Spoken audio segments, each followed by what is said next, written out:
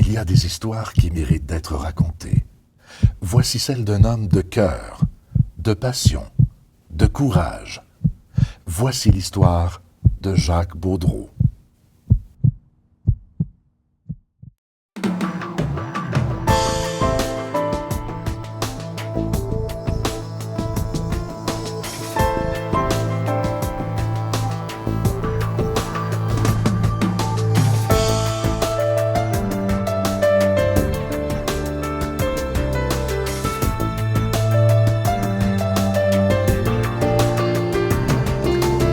Dès l'âge de 16 ans et demi, j'ai dû laisser l'orchestre dans lequel je m'amusais beaucoup pour aller étudier à Victoriaville, dont mon père m'avait demandé de me trouver un travail le plus vite possible pour avoir des revenus.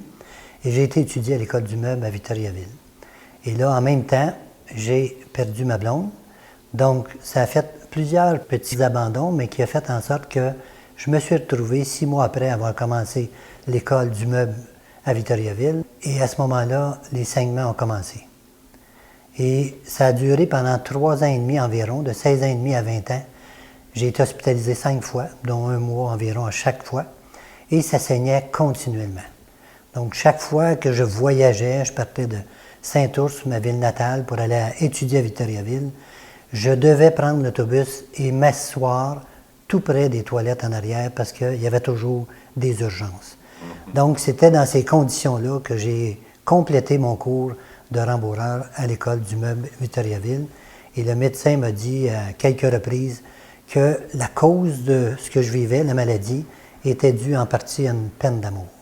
Ma première grosse peine d'amour à 16 ans et demi. Donc, toi, tu associes le problème de santé que tu as eu, le début de cette colite-là, à un choc. Un choc. Post-traumatique. Vraiment, oui. Mais chaque fois, j'avais mon médecin à Sorel qui me suivait, puis il augmentait le nombre de pilules. J'ai été jusqu'à 41 pilules par jour. Là. C'était 10 matin, midi, soir et au coucher.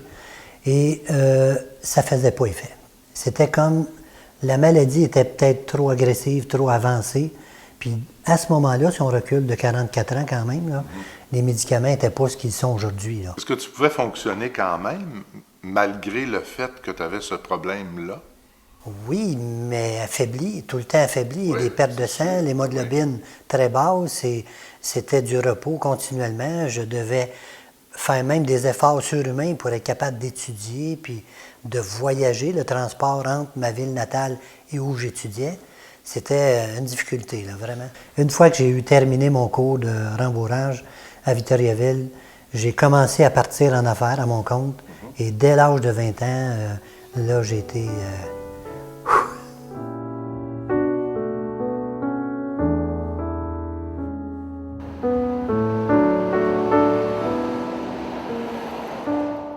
Il y a 2 maladies inflammatoires, la maladie de Crohn et la colite ulcéreuse. La colite ulcéreuse, c'est une maladie qui touche surtout l'intestin, le gros intestin, et puis qui se manifeste par des rectorragies, du sang, et commence assez jeune. La maladie de Crohn, c'est différent. La maladie de Crohn, c'est une maladie qui touche tout le système digestif, mais qui peut aussi toucher ça peut toucher les yeux, ça peut toucher la colonne, ça peut toucher les lithiases rénales et tout ça, et ça peut provoquer des complications. Les symptômes commencent habituellement chez les jeunes. La colite ulcéreuse, c'est vraiment les jeunes, ça peut commencer très tôt, mais c'est surtout vers l'âge de 17, 18, 19 ans que ça peut apparaître, 25 ans. La colite ulcéreuse peut devenir une maladie de Crohn avec le temps. Et puis, la maladie de Crohn, elle, il y a 2 pics. Il y a un pic chez les jeunes. Quand on parle des jeunes, c'est jusqu'à l'âge de 25-30 ans. Et après ça, il y a un deuxième pic vers l'âge de 50 ans. Et la maladie, vers l'âge de 50 ans, est un petit peu moins sévère. On sait qu'il y a un pourcentage génétique, parce que quand on en a dans notre famille, on a plus de chances d'avoir ça. Est-ce que l'alimentation... Est-ce que les bactéries peuvent être cause? Il y a eu plusieurs tentatives de trouver un genre de bactérie qui ressemble un peu à la bactérie qu'on a en tuberculose ou à la lèpre. Après ça, on s'est dit, bien, c'est une maladie qui fait que l'individu a été sensibilisé quand il était tout petit. Il a développé des anticorps, puis il se détruit lui-même. Alors, il y a multiples... Bon, est-ce que la diète a quelque chose à faire? Bien, on sait que dans les phases aiguës, ces gens-là ont des difficultés à absorber ce qu'ils mangent. Alors, la diète peut les aider, mais c'est certain que quand on a des ulcères plein l'intestin, si on mange toutes sortes de choses, bien, c'est sûr que ça ne va pas aider. Lorsque tu es en état de crise, tu peux presque plus rien manger. J'ai déjà mangé du Jello, puis ça faisait saigner pareil. Les saignements continuaient, donc la moindre alimentation que tu peux toucher, tout cause des dégâts. Mais lorsque tu es opéré, là, il enlève la partie qui est malade, et à partir de ce moment-là, tu peux tranquillement reprendre tes habitudes alimentaires presque normales. C'est quoi le... Tu montrais même un bout d'intestin. C'est quoi le problème qui existe là, quand on a une colite ou quand on... Mais c'est qu'il y a toujours une partie de l'intestin, soit du gros intestin ou du petit, l'intestin grêle, qui est soit inflammée, qui est irritée. Et à ce moment-là, cette partie-là, c'est ça qui nous cause des problèmes. Des saignements. Des saignements, des mal de ventre, des crampes. Dès qu'il y a des aliments qui passent dans cette section-là... Là, tu as mal au ventre, tu as des crampes, des saignements, c'est difficile à vivre.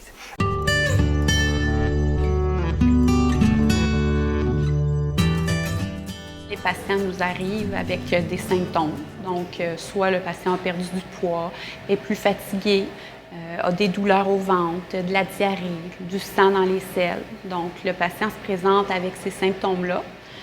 Puis nous, après l'avoir écouté, compris ses symptômes, on fait un examen physique, puis on demande certains tests, des tests de sang qui peuvent être diminués dans les cas de maladies inflammatoires parce qu'on absorbe un peu moins bien. Donc, il peut y avoir une diminution dans certaines vitamines, il peut y avoir de l'anémie, il peut y avoir des marqueurs dans le sang qui sont un petit peu plus élevés, qui reflètent qu'il y a de l'inflammation. Par la suite, on demande des examens plus poussés en radiologie, donc soit des rayons X, des scans qui nous permettent d'évaluer l'intestin en entier. Puis ensuite, souvent, il faut faire une coloscopie, c'est-à-dire qu'on passe un tube avec une caméra au bout par le rectum, puis on monte l'intestin, le côlon, jusqu'au bout.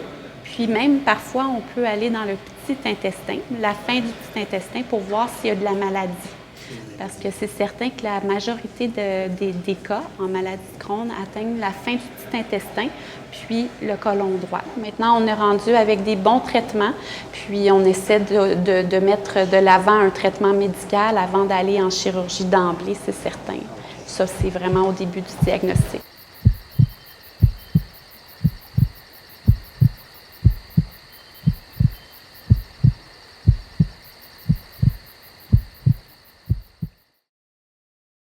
Jacques, c'est un patient qui a commencé sa maladie très jeune, à l'âge de 17 ans, et qui a été par la suite suivi régulièrement.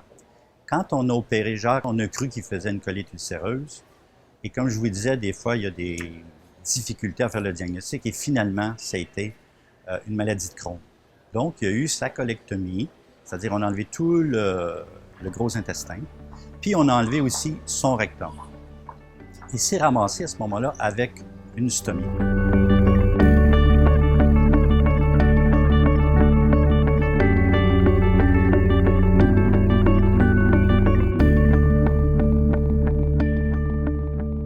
Est-ce que tu étais conscient que quand tu allais sortir de la salle d'op, que tu allais être stomisé? Ou c'était pas tout de suite, c'était pas à ce moment-là? Mais on me l'avait dit. Mais moi, je ne savais pas exactement c'était quoi. OK, tu savais que tu allais probablement porter un sac. C'est ça. OK. C'est la seule affaire, oui, qu'il m'avait dit. OK. Mais, tu sais, comment c'était pour se passer, j'avais aucune espèce d'idée, j'avais pas vu de personne qui vivait ça, aucun repère, tu sais, là. Il a fallu qu'après l'opération, que j'aille rencontrer, dans ce temps-là, il n'y avait pas de stomothérapeute à Sorel. Il y en avait une qui était connue, c'était Mme Okung à Montréal. Et il a fallu que je me déplace par mes propres moyens pour aller la voir, puis demander des conseils, puis essayer de voir comment je peux faire pour me débrouiller, puis devenir autonome pour installer cet appareil-là. Parce que quand c'est inconnu, Et il faut que tu cherches des conseils, il faut que tu cherches des moyens de t'en sortir. Je regarde aujourd'hui, les gens sont beaucoup plus chanceux dans le sens que la science, le développement des médicaments est avancé et quand la maladie est prise à temps, qu'elle est moins agressive, puis ils peuvent la traiter immédiatement, je crois sincèrement, il y a de l'espoir que les gens peuvent s'en tirer d'une opération comme moi j'ai vécu. Mais lorsque la maladie, et souvent le problème qu'on voit, c'est tel que je connais une amie dernièrement, j'ai rencontré, qui vient d'être opérée, et elle a attendu 16 ans. Elle a souffert pendant 16 ans avant de décider d'être opérée. Mais c'est souvent ça qu'on fait. Moi, dans mon cas, j'ai attendu 3 ans et demi, des saignements et tout. On attend toujours trop longtemps quand la maladie est agressive pour se faire opérer. Souvent, les gens, on refuse l'opération, même si on a du mal, pour ne pas vivre avec le sac. Mais chaque fois que la personne décide de passer à l'opération, immédiatement après, on dit « j'aurais dû le faire avant ». J'aurais donc dû. J'aurais donc dû le faire plus vite. L'opération, c'est la stomie qui vient nous sauver la vie. Là. Moi, je dis, je suis dans ma 2e vie, puis d'avoir été opéré à 20 ans, c'est ça qui m'a rendu encore, qui m'a gardé en vie. Parce que si je ne l'avais pas eu, cette opération-là, je ne serais plus là aujourd'hui pour parler aux gens, puis les aider aussi. Qu'est-ce qu'on fait si on a une stomie? Et puis, on a même interrogé les conjoints. Alors, on s'est dit, comment vous vivez? Si on prend le patient qui fait 72 selles par jour par le rectum, puis qu'on lui met une stomie, puis des fois, on met une stomie temporaire juste pour qu'il vive avec ça. Il vient nous voir et dit, voulez-vous, s'il vous plaît, me laisser une stomie? Parce que de macérer dans ces selles, c'est épouvantable. Quand on parle aux gens, les conjoints, tout ça, c'est sûr qu'ils préfèrent ne pas avoir un conjoint qui a une stomie. Mais quand ils le voient qu'il est capable de retourner travailler, tout ça, ils acceptent ça. Une stomothérapeute qui est là, qui est spécialisée, formée, pour nous aider à manipuler les appareils, à installer tout ça, puis à être confortable, puis vraiment là, trouver une espèce de tranquillité, là, de ne pas être inquiète, je dirais. Là. De ne pas souffrir d'inquiétude, parce qu'au début, c'est ça, on est un peu angoissé de vivre avec ça, parce qu'on a peur des fois que ça décroche, qu'il y ait des problèmes, mais aussitôt qu'on a pris l'habitude, qu'on est devenu autonome pour s'organiser soi-même, bien, je pense que c'est la grosse partie, là, la plus importante. Après l'opération, il faut être capable de se sécuriser.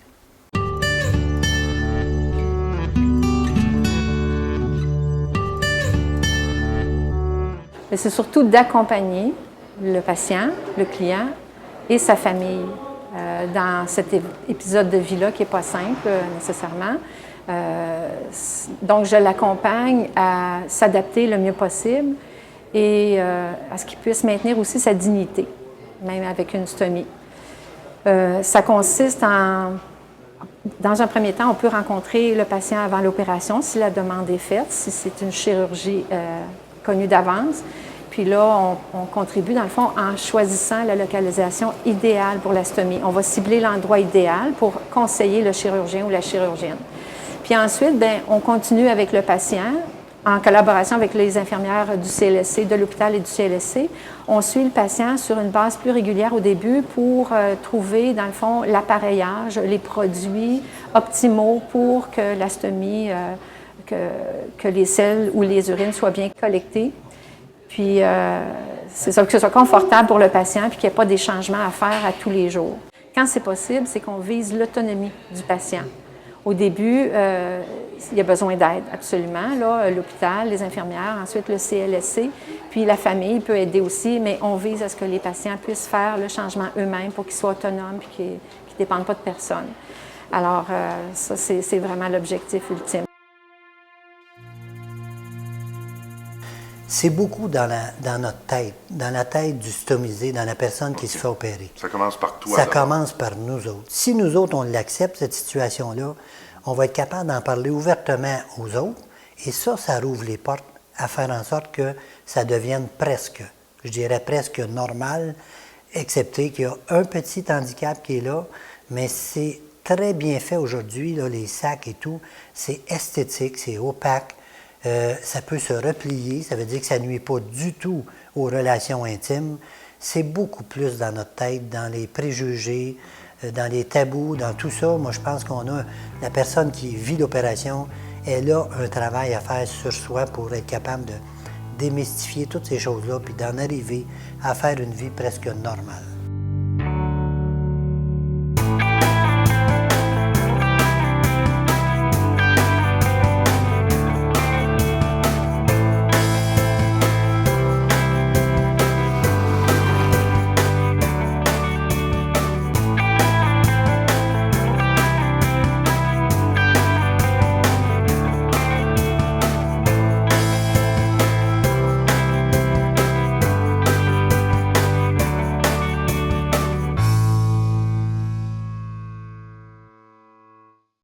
Avec l'expérience que j'ai aujourd'hui, je dirais aux gens, prenez votre temps.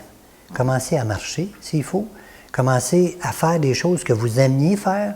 Si c'est du roller, si c'est jouer au hockey, si c'est jouer au tennis, commencez lentement à le faire. Vous n'êtes pas obligé de compétitionner puis aller aux Jeux olympiques. Tu le fais pour toi. Oui, le faire pour avoir du plaisir. Ouais. J'ai réalisé ça aujourd'hui à mon âge, que quand tu fais une activité puis tu as du plaisir, c'est pas mal plus agréable puis plus profitable pour ta santé. Tu fais combien d'heures d'activité physique par semaine? Ça dépend, évidemment. Oui, je dirais, là, mettons, 3 heures de course à pied par semaine, 15-20 minutes de trampoline par jour. Et quand la température ne le permet pas, bien, je vais faire mon tapis roulant à l'intérieur. Et là, souvent, c'est au moins une demi-heure à chaque fois. Tu es un joueur de tennis? Un joueur de tennis aussi. Quand la température le permet, j'aime aller jouer au tennis et ça, j'ai comme pas d'heure. Quand je joue au tennis, j'oublie tout, là, puis je suis vraiment... C'est rare que je joue en bas d'une heure. C'est entre 1 heure et 2 heures chaque fois, là. OK. Quel est ton joueur de tennis préféré? Oh, Djokovic.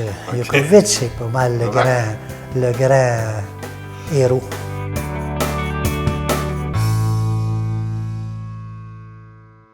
Après 2 ou 4 mois de convalescence, on a le goût. Le goût nous reprend de vivre, de recommencer nos activités. Et je pense qu'on s'en fait beaucoup avant. Mais lorsqu'on est au retour tranquillement vers la santé, j'ai comme l'impression que ce doute-là, ou cette partie-là qui nous agace, va s'effacer, puis on dirait qu'elle n'a plus d'importance. Parce que tu es débordant d'énergie, là. C'est ça. À partir du moment où tu avais ton problème, tes maux de ventre, tu dors pas, tu dors mal, tu as des saignements. Oui. Quand tout ça est réglé, après ça, tu derrière. deviens rempli d'énergie. Quand tout ça est derrière, on dirait qu'on reprend nos forces, on reprend le goût de la vie et n'importe quel travail, même moi, là, le travail que je fais dernièrement, physique, là, sur les livraisons, c'est très physique. Et je peux vous dire qu'un stomisé est capable de revenir à des habitudes normales. C'est certain que les spécialistes, que ce soit le grand chirurgien, le gastro-entérologue, le stomothérapeute, les infirmières, ces gens-là ils ont beaucoup d'influence sur notre attitude ou notre façon de s'en sortir. La guérison aussi. La guérison aussi. Ouais. Et si je parle de mon grand chirurgien, Dr Dubé, Serge Dubé à Maisonneuve, il était une espèce de spécialiste, mais proche... Accompagnateur, Oui, proche du patient. Quand il me disait, Jacques, il va falloir que tu me portes respect parce que j'ai 2 jours plus vieux que toi, ça crée une espèce de rapprochement ou d'ambiance qu'il nous met à l'aise. C'est comme s'il m'invite à lui dire ce que je vis, ce que je pense, puis il écoute aussi.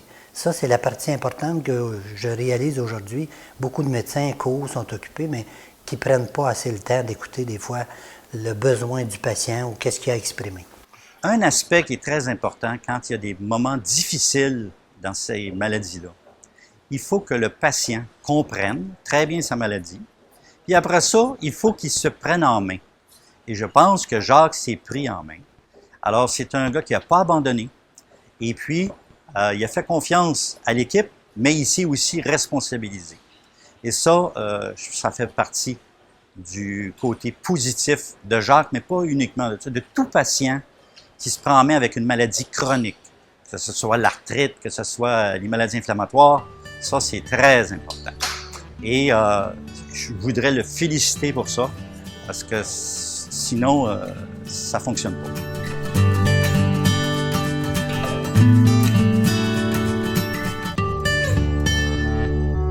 Entre 40 et 50 ans, il s'est produit une 6e opération, mais qui n'ont pas pu régler le problème de fistule. Mais dans ces 10 années-là que j'ai été arrêté de travailler, j'ai fait du cheminement personnel. J'ai suivi des cours de relations d'aide ici au Cégep avec l'Université du Québec. J'ai fait un certificat en relations d'aide juste pour essayer de comprendre mes propres émotions. C'est une expérience très valorisante de faire ça. Et en plus, ben, j'ai fait plein de cours de yoga, de méditation. J'ai été même méditer en France, en Europe, avec le grand maître Sogyal Rinpoché. Et j'ai rencontré à plusieurs reprises aussi mon grand sage, M. Robert Linson, qui est décédé malheureusement aujourd'hui.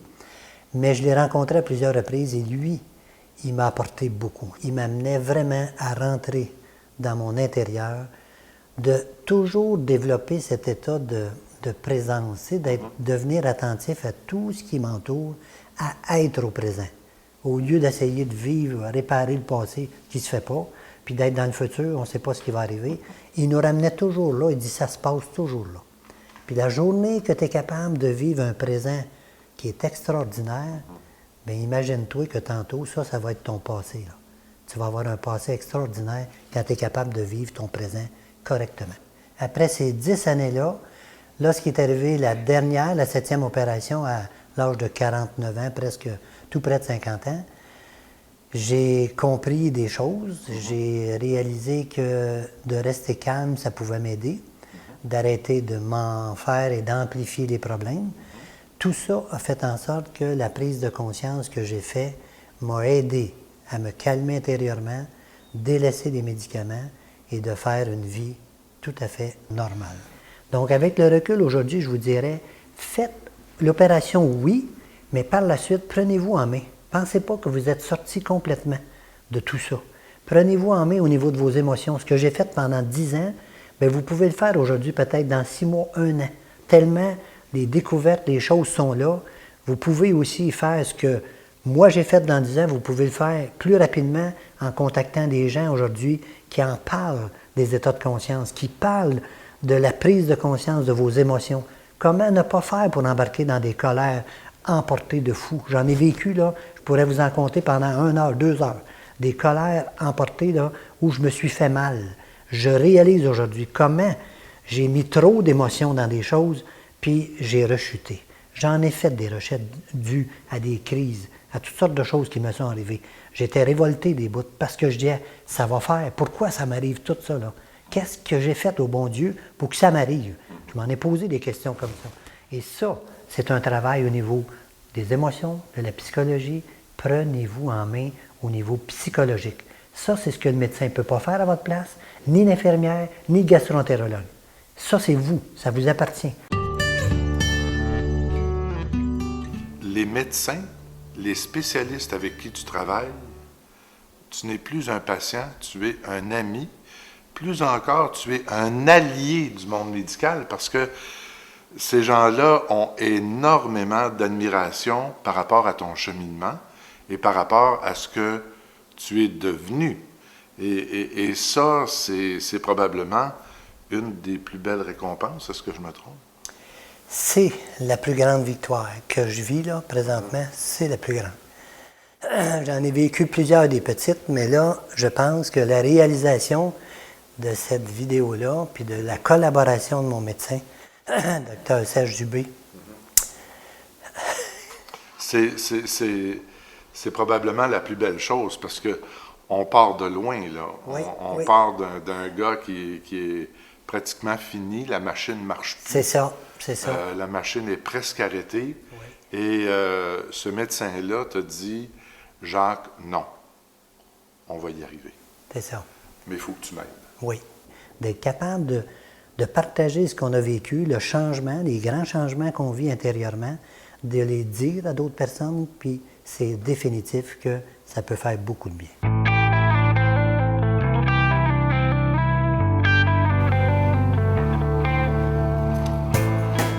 Qui est Jacques Boudreau après 50 ans? Totalement un être transformé. Je suis quelqu'un de dynamique, qui s'entraîne, qui est en pleine forme à mon âge, à 64 ans. Je peux être l'exemple pour plusieurs personnes qui vivent, que ce soit n'importe quelle maladie, je pense. Toute personne qui est atteinte d'une maladie, il y a de l'espoir, je pense, s'ils veulent retrousser le manche, Ça se fait pas en criant ciseaux souvent, mais juste d'être en contact avec des gens qui ont passé à travers, qui ont vécu quelque chose de difficile, ça fait pas de tort, ça l'aide, je pense. Ça fait juste ouvrir des portes, ça redonne l'espoir et c'est, je vous dirais, là, c'est peut-être la plus belle chose qui m'est arrivée, de toujours entretenir un peu d'espoir, des petites victoires, mais là, je suis rendu à pas mal, une très grande victoire.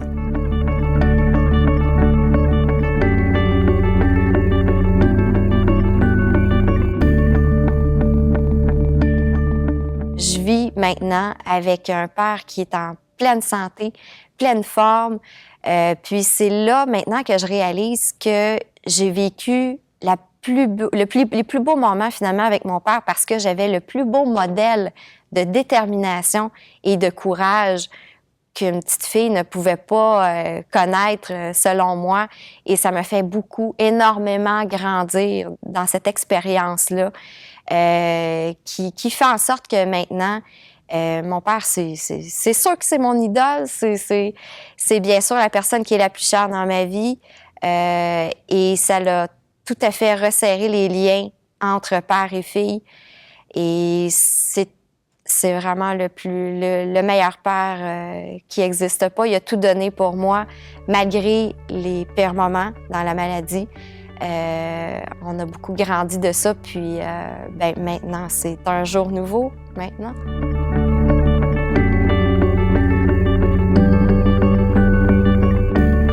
Ils veulent vraiment t'aider, mais souvent, ils se sentent impuissants. Et souvent, j'ai vu des malaises même se créer, là, parce qu'ils ne savaient pas quoi faire exactement pour m'aider. Mais ils ont été présents pareil, parce que les visites à l'hôpital, moi, j'ai quand même été hospitalisé au-dessus de 58 fois. J'ai arrêté de compter à 58, là, mais ça a dépassé. Parce que j'ai fait beaucoup de subocclusion, des blocages. J'étais hospitalisé 4 jours, puis par après, 2-3 jours après, j'ai recommencé à travailler. Mais tout ça, là, des hospitalisations, j'en ai eu plusieurs. Puis la famille, je pense, c'est là qui sont intervenus le plus dans les visites. Ma fille, même, elle a bloqué à un moment donné un temps où elle était en tournée avec son orchestre à travers le Canada pour venir voir son père. Prends ton temps.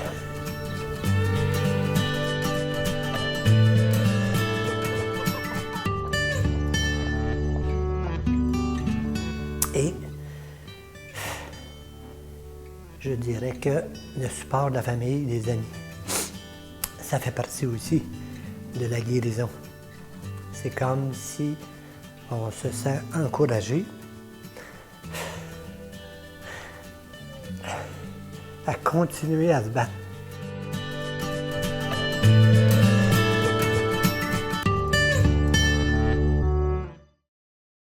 Si tu avais un mot d'espoir pour les stomisés. Ah, je vous dirais, les moindres petites affaires, les moindres petits gestes que vous pouvez poser, que ce soit juste de lire un livre qui vous attire, qui vous parle, qui vient vous chercher, là. Juste regarder le titre, puis laissez-vous toucher par le livre, que ce soit un cours de yoga qui vous amène un peu plus de calme, des étirements, des choses qui vont peut-être diminuer votre stress. Allez marcher dans la nature, surtout pendant les couleurs. C'est merveilleux parce que tous les grands maîtres vont vous dire que d'être en contact avec la nature, c'est la place la plus facile pour se rapprocher de son intérieur puis de vivre quelque chose de meilleur, d'avoir une meilleure qualité de vie, mais osez poser des petits gestes puis accrochez-vous à l'espoir. Ayez confiance. Ayez confiance. En vous. Il y a quelque chose d'autre que juste votre petit corps physique qui existe. Il y a quelque chose d'au-delà d'un humain qui existe, qui est là, qu'on ne prend pas le temps des fois d'écouter ou d'observer. C'est souvent une grande force invisible, mais moi je sais qu'aujourd'hui, ça m'habite, puis je ne suis pas paré de laisser ça de côté parce que c'est peut-être la plus belle partie de ma vie que je vis présentement. Vous êtes une grande force, Jacques.